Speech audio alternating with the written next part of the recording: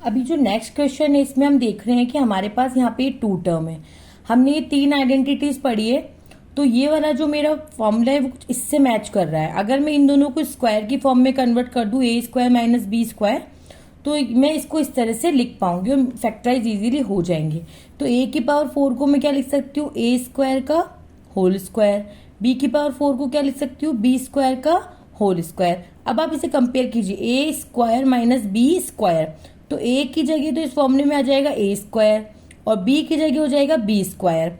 तो अगर हमें ए और बी की वैल्यू मिल गई तो हम क्या लिख सकते हैं, ए प्लस बी ए माइनस बी। ए क्या है, ए स्क्वायर, बी क्या है, बी स्क्वायर। तो ये हो गया ए प्लस बी और एक बार ये आ जाएगा ए माइनस बी, क्योंकि ए की जगह ए स्क्वायर और बी की जगह बी स्क्वायर। तो ये इसके हो गए हैं फैक्टराइज। लेकिन अगर आप ढंग से देखें कि जैसे ए स्क्वायर प्लस बी स्क्वायर का तो हमारे पास कोई फॉर्मूला नहीं होता, लेकिन ए स्क्वायर माइनस बी स्क्वायर को फर्दर हम क्या लिख सकते हैं, ए प्लस बी ए माइनस बी। तो हम इसके फर्दर फैक्टराइजेशन कर सकते हैं। ये वाला तो एज इट इज, इसको हम क्या लिख सकते हैं, ए प्लस बी ए माइनस बी। देखिए आपके सामने है ये फॉर्मूला, ए स्क्वायर माइनस बी स्क्वायर, ए की वैल्यू ए है और बी की वैल्यू बी है, तो ए प्लस बी ए माइनस बी। तो इस तरह से इसका आंसर हो गया ये। बढ़ते हैं नेक्स्ट क्वेश्चन की तरफ। जैसे ये हमारे पास है पी की पावर 4 और 81 को मैं ऐसे कैसे 4 की पावर में क्या लिख सकती हूँ। अगर आप देखें 3 3 जा क्या होता है 9, 9 3 जा 27 और 27 3 जा होता है 81, यानी कि 81 को मैं क्या लिख सकती हूँ 3 की पावर 4। अब आप इसको भी इससे कंपेयर कीजिए, देखिए इसको भी मैं ऐसे लिख सकती हूँ। अगर मैं स्क्वायर में कन्वर्ट कर दूँ तो पी की पावर 4 को मैं क्या लिख सकती हूँ, पी स्क्वायर का होल स्क्वायर और 3 की पावर 4 को मैं क्या लिख सकती हूँ, 3 स्क्वायर का होल स्क्वायर, क्योंकि पावर से पावर मल्टीप्लाई होगी तो पावर 4 ही हो जाएगी। तो यहाँ ए की जगह तो आ गया मेरे पास पी स्क्वायर और बी की जगह आ गया 3 स्क्वायर। तो इसमें अगर कंपेयर करूँ तो इसको क्या लिख सकती हूँ, A plus B A minus B. तो ये हो गया पी स्क्वायर माइनस 3 स्क्वायर और ये हो गया आपका पी स्क्वायर प्लस 3 स्क्वायर।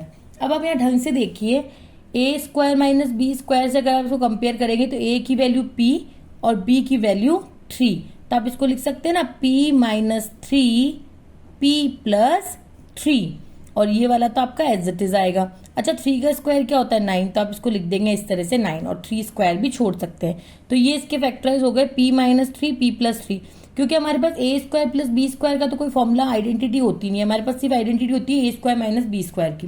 तो इसको तो एज इट इज रखेंगे और इसको हमने फर्दर फैक्टराइज कर लिया। उसी तरह से आप ये नेक्स्ट क्वेश्चन देखिए, x की power 4 minus y plus z की पावर 4। तो x की पावर 4 को अब जैसे वो भी इसी से हम कंपेयर करेंगे, बीच में माइनस है, तो x की पावर 4 को लिख सकते हैं एक्स स्क्वायर का होल स्क्वायर और y प्लस जेड की पावर 4 को हम लिख सकते हैं वाई प्लस जेड का स्क्वायर का होल स्क्वायर। तो यह a की जगह तो हो गया मेरे पास एक्स स्क्वायर और b की जगह हो गया वाई प्लस जेड का होल स्क्वायर। तो मैं क्या लिखूंगी, x square plus y plus z का होल स्क्वायर, यानी कि हो गया a प्लस बी। अब हो जाएगा a माइनस बी, क्या हो गया हमारे पास a माइनस बी। तो a की जगह पूरा एक्स स्क्वायर, बी की जगह पूरा वाई प्लस जेड स्क्वायर। तो ये वाला तो हमारे पास कोई फॉर्मूला होता है, लेकिन a square minus B square का फॉर्मूला होता है जहाँ a की जगह तो हो जाएगा हमारे पास x और b की जगह हो जाएगा हमारे पास y प्लस z। तो हम क्या लिखेंगे, a प्लस बी, एक तो ये हो गया, एक हो गया a माइनस बी। इतना समझ आया। और ये वाला तो हमारा आगे चल ही रहा है, इसको तो हम चेंज कर ही नहीं सकते, तो ये वाला एज इट इज। अब इसको भी हम देखें अगर ढंग से लिखे तो x square plus y plus z का होल स्क्वायर, एक तो ये है, एक इसके अगर ब्रैकेट रिमूव करेंगे तो x plus y plus z, और अगर ब्रैकेट के बाहर माइनस है तो अंदर की सारी साइन क्या हो जाते हैं चेंज, तो जो प्लस का है वो माइनस का, प्लस का है तो माइनस का। सो this is your final answer of this और फैक्टराइजेशन ऑफ दिस क्वेश्चन।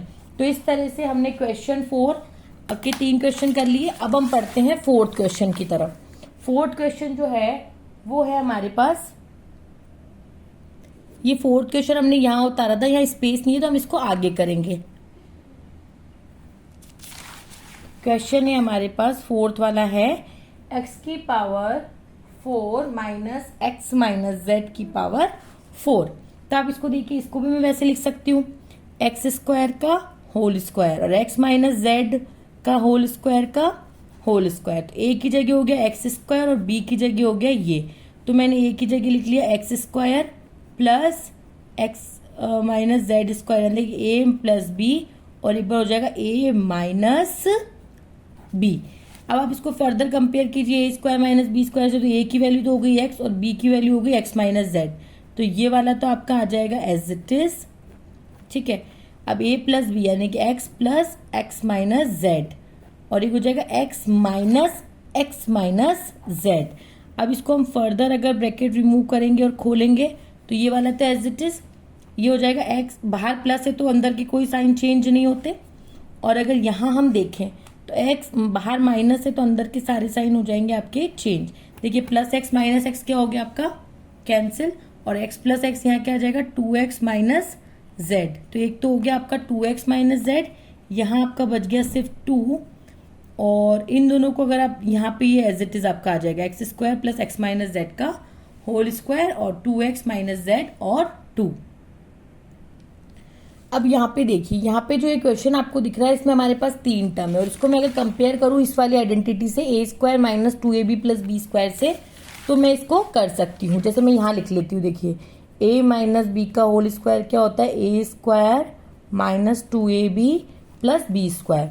मैं इसको इसकी तरह देखती हूँ कैसे, तो यहाँ ए स्क्वायर, तो मैं a4 को क्या ले सकती हूँ ए स्क्वायर का होल स्क्वायर और b4 को बी स्क्वायर का होल स्क्वायर, मतलब बी स्क्वायर तो हो गया b और ए स्क्वायर हो गया a, बीच में क्या होता है 2ab बोले तो 2a यानी ए स्क्वायर, b यानी बी स्क्वायर। देखिए ऐसा आ गया हमारे पास फॉर्मूला, मतलब इससे कंपेयर कर सकती हूँ। तो इस टाइप के आइडेंटिटी को मैं कैसे लिख सकती हूँ ए माइनस बी का होल स्क्वायर, ए क्या है यहाँ पे ए स्क्वायर और बी क्या है यहाँ पे B square, A minus B यानी ए माइनस बी का होल स्क्वायर। ठीक है, समझ में आया आपको? बट अगर आप यहाँ ढंग से देखेंगे तो यहाँ एक और आइडेंटिटी लग रही है A square minus B square. देखिए हमने पढ़ा था ना ए स्क्वायर माइनस बी स्क्वायर क्या होता है, A square minus B square होता है ए प्लस बी ए माइनस बी। तो उसी तरह से इसकी जगह मैं लिख दूंगी ए प्लस बी और ए माइनस बी और इसके ऊपर होल स्क्वायर है। कहने का मतलब दोनों के ऊपर ही होल स्क्वायर, यानी ए प्लस बी के ऊपर भी होल स्क्वायर है और ए माइनस बी के ऊपर भी होल स्क्वायर है। अब आप बोलेंगे मैम फर्दर इसको वापस से खोल दीजिए, ए प्लस बी का होल स्क्वायर इंटू ए माइनस बी का होल स्क्वायर, तो वापस से वही आ जाएगा। लेकिन हमें क्या करनी थी, इसके फैक्टराइज वो हम कर चुके हैं, तो ये होंगे इसके फैक्टराइज। इस तरह से हमारा 4th क्वेश्चन फिनिश हुआ। अब बढ़ते हैं लास्ट क्वेश्चन, इस एक्सरसाइज का लास्ट क्वेश्चन है, उसमें भी हमें फैक्टराइज करना है। अब यहाँ पे हमने देखो 3 आइडेंटिटीज पढ़ी थी, ए प्लस बी का whole square, A minus B का whole square, A square minus B square. आप ये वाला फॉर्मूला देखिए, A square plus 2ab plus B square, तो ये प्लस प्लस है, ये इससे कंपेयर कर रही हूँ। तो ए स्क्वायर जैसे मैं यहाँ लिखती हूँ, ए प्लस बी का होल स्क्वायर क्या होता है A square plus 2ab plus B square. अगर आप इसको इससे कंपेयर करें तो यहाँ ए स्क्वायर आ सकता है, यहाँ मैं अगर बी इसको स्क्वायर की फॉर्म में बदल दूँ तो बी की वैल्यू आ जाएगी, तो पी का स्क्वायर लिखूंगी तो ए हो जाएगा पी। लेकिन 8 किसी का होल स्क्वायर नहीं होता है, 8 किसी का भी होल स्क्वायर नहीं होता है, तो मैं यहाँ ये वाली आइडेंटिटी तो नहीं लगा पाऊंगी। ठीक है, ना मैं इसमें कॉमन मेथड लगा पाऊंगी क्योंकि तीनों में से एक साथ कुछ कॉमन भी नहीं आ रहा है, और ना ही मैं इसमें रीग्रुपिंग कर पाऊंगी क्योंकि रीग्रुपिंग करने पर ये 4 टर्म चाहिए, बट यहाँ पे 3 टर्म्स ही हैं। तो यहाँ जो हमारा मेथड लगेगा ना वो होता है मिड टर्म स्प्लिट। इस टाइप के क्वेश्चन को फैक्टराइज करने के लिए हमारे पास जो लगता है वो होता है मिड टर्म स्प्लिट। अब मिड टर्म स्प्लिट में हम लोग क्या करते हैं, देखिए आप कि ये जो मिड टर्म यानी जो बीचों बीच वाले टर्म है इसको 2 पार्ट्स में हम डिवाइड करते हैं। डिवाइड कैसे करते हैं, हम कोई ऐसे 2 नंबर लेते हैं जिसको मल्टीप्लाई करने पे तो ये कांस्टेंट वाली यानी थर्ड वाली टर्म आए, मल्टीप्लाई करने पे तो आए +8, और उसी 2 नंबर को मैं प्लस या माइनस करूँ तो ये बीच वाला नंबर आना चाहिए +6। वापस बताती हूँ, कोई 2 नंबर हमें ऐसे लेने हैं जिनको मल्टीप्लाई करने पे तो आना चाहिए कांस्टेंट वाला टर्म साइन के साथ यानी कि +8, और उन्हीं 2 नंबर को जब मैं प्लस माइनस करूँ तो मेरे पास टर्म आना चाहिए ये वाला +6। ठीक है, अब हम क्या करेंगे, जैसे मैंने वो 2 नंबर ले लिए 4 × 2, तो 4 2 जा क्या होता है 8, और मैं 4 + 2 करूंगी तो क्या आ जाएगा मेरे पास 6। देखिए प्लस का 6 आ रहा है और प्लस का 8 आ रहा है, मतलब वो 2 नंबर कौन से होंगे 4 और 2। तो हमें क्या करना है, पी स्क्वायर को एज इट इज उतारा, लास्ट वाले कांस्टेंट टर्म को भी हमने एज इट इज उतारा, जो +6p है 6 को हमने 2 पार्ट्स में तोड़ लिया 4 और 2, तो हम इसकी जगह लिख देंगे प्लस का 4p और प्लस का 2p क्योंकि दोनों ही नंबर प्लस प्लस के। अब पहले वाले को रीग्रुपिंग करो और दूसरे वाले 2 टर्म्स को रीग्रुपिंग करो। इन दोनों में से हमने कॉमन लिया p, तो यहाँ बचा p + 4, और इन दोनों में से हमने कॉमन लिया 2, तो यहाँ पे भी बचा p + 4। ये तो आपको मैंने कॉमन मेथड बताया है पिछले वाले पार्ट्स में। तो ये आपको मिड टर्म स्प्लिट में ये ध्यान देने वाली बात है कि ये दोनों टर्म हमेशा आपकी सेम आएगी। तो फर्दर आप इन दोनों टर्म्स को बाहर ले लेंगे कॉमन, तो यहाँ सिर्फ बचेगा p और यहाँ बचेगा 2। तो इस तरह से ही होगा इसके फैक्टराइजेशन। अब नेक्स्ट क्वेश्चन है हमारे पास, सेम है।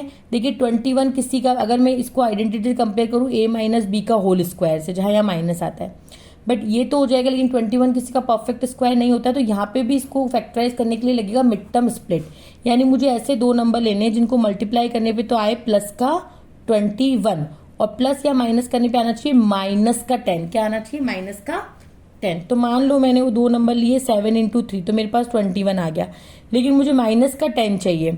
अगर मैं इसके आगे माइनस लगाती हूँ तो ये माइनस का 21 हो जाएगा। अगर मैं दोनों के आगे माइनस लगा दूँ और -7 इंटू -3 करूँ तो क्या आ जाएगा? प्लस का 21, क्योंकि माइनस से माइनस कैंसिल हो जाता है मल्टीप्लाई करते हुए। अब मैं -7 और -3 करूंगी तो मेरे पास क्या आएगा? माइनस का 10 आ गया ना। इन दोनों को माइनस माइनस माइनस प्लस, 7 + 3 10 और माइनस का साइन, तो वो दो नंबर होंगे -7 और -3। तो क्यू स्क्वायर का तो मैंने क्यू स्क्वायर लिखा और 21 का मैंने 21 लिखा पीछे। माइनस का जो 10Q उसकी जगह आ जाएगा माइनस का 7Q और माइनस का 3Q। अब आप 3Q पहले भी लिख सकते थे और 7Q बाद में भी लिख सकते थे, आप कैसे भी आगे पीछे लिख सकते हो। इन दोनों को आपको पेयर बनाना, इसका आपको माइनस के साथ पेयर बना लिया। इन दोनों में से आपने कॉमन ले लिया Q, तो यहाँ क्या बचा? Q - 7। और इन दोनों में से आप कॉमन ले लेंगे माइनस का 3। क्या कॉमन ले लेंगे? माइनस का 3। तो यहाँ पे आपके बच जाएगा Q, और जैसे ही आपने बाहर माइनस कॉमन लिया तो माइनस का हो गया प्लस का, और प्लस का हो जाता है माइनस का। 3 की टेबल में 21 7 बार बोलने पे ये दोनों देखिए हमारे पास सेम है। तो फर्दर हम इन दोनों को बाहर ले लेंगे, यहाँ बचेगा Q और यहाँ बचेगा 3। So this is your factorisation. अब लास्ट क्वेश्चन है हमारे पास इस एक्सरसाइज का, वो आप यहाँ देख रहे हैं। अब आप इसको अगर कंपेयर करेंगे, है ना, इसको अगर आप कंपेयर करेंगे तो a माइनस बी का होल स्क्वायर का फॉर्मूला क्या होता है? जल्दी से बताइए। a² - 2ab + b² होता है, तो -2ab होता है। ठीक है, तो यहाँ तो हमारे पास, अब हम देखते हैं, चलो -2ab होता है, पर यहाँ पे तो अगर ये परफेक्ट स्क्वायर है, 16 परफेक्ट स्क्वायर है 4 का, p² को आप p का होल स्क्वायर लिख दो तो ab की वैल्यू आ जाएगी। जैसे करके देखते हैं, ये मैंने ऐसे कर दिया और ये मैंने ऐसे कर दिया। b तो आ गया 4 और a आ गया मेरे पास p। बीच में क्या होता है? 2ab होता है, तो 2 इंटू a हो गया p और b हो गया 4। तो 4 2 -8p आ रहा है, जो तो यहाँ आ ही नहीं रहे, यहाँ तो प्लस का 6p आ रहा है, तो ये वाला हो जाएगा हमारा कैंसिल। यहाँ भी हमें कौन सा लगाना पड़ेगा? Mid term split. तो ऐसे दो नंबर चाहिए जिनको मल्टीप्लाई करने पे तो माइनस का 16 आए, और उन्हीं दो नंबर को जब मैं प्लस या माइनस करूँ तो मेरे पास प्लस का 6 आना चाहिए। तो मैंने करा जैसे 8 2 16, लेकिन मुझे क्या चाहिए? माइनस का 16 और मुझे प्लस का 6 चाहिए। तो मैं जो बड़ा वाला नंबर है उसको प्लस का रखूंगी, छोटे वाले नंबर को कर दूंगी माइनस का। ये ध्यान रखिएगा, अगर आप बड़े वाले को माइनस कर दोगे तो माइनस का 16 तो आ जाएगा, लेकिन माइनस प्लस माइनस करने पे 6 भी आ जाएगा, लेकिन वो माइनस का 6 आएगा। हमें कैसा चाहिए? प्लस का 6।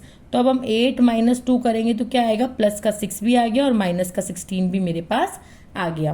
तो अब हम मिड टर्म स्प्लिट में क्या करेंगे? p² की जगह p², -16 की जगह -16, पर जो प्लस 6p है उसकी जगह हमारे पास दो टर्म आ जाएगी, प्लस का 8p और माइनस का 2p। अब इन दोनों का हमने ग्रुप कर लिया और इन दोनों का ग्रुप कर लिया। इन दोनों में से मैंने कॉमन लिया बाहर p, तो यहाँ बचा p + 8, और इन दोनों में से मैंने कॉमन लिया बाहर 2, तो यहाँ बचा, अगर बाहर माइनस कॉमन ले लिया तो अंदर जो दोनों माइनस के वो प्लस के हो जाएंगे, तो यहाँ बचेगा p + 8। ये देखिए दोनों में सेम है, तो मैंने p + 8 को बाहर ले लिया, तो यहाँ बचा p और यहाँ बचा 2। तो इस तरह से आपका फैक्टराइजेशन पूरा हुआ। तो देखिए हमने पूरी एक्सरसाइज 12.2 के हर एक क्वेश्चन को आपके साथ किया है। होप आपको ये अच्छे से समझ में आया होगा। अगर आपको मेरा पढ़ाया हुआ समझ में आया तो please subscribe my channel, share with your friends and families. अब मिलते हैं आपसे नेक्स्ट पार्ट में, जो कि है हमारा नेक्स्ट पार्ट कौन सा होगा? जल्दी से बताइए। नेक्स्ट पार्ट 8 में, जिसमें मैं आपको सिखाऊंगी कि अलजेब्रिक एक्सप्रेशन को डिवीजन कैसे करते हैं। तो अगर आपको पार्ट 8 चाहिए तो जल्दी से कमेंट कर दीजिए पार्ट 8, और सब्सक्राइब कीजिए, शेयर कीजिए, और मैथ्स को ऐसे ही पढ़ते रहिए। तब तक के लिए bye bye, take care, thank you. मिलते हैं नेक्स्ट पार्ट 8 में।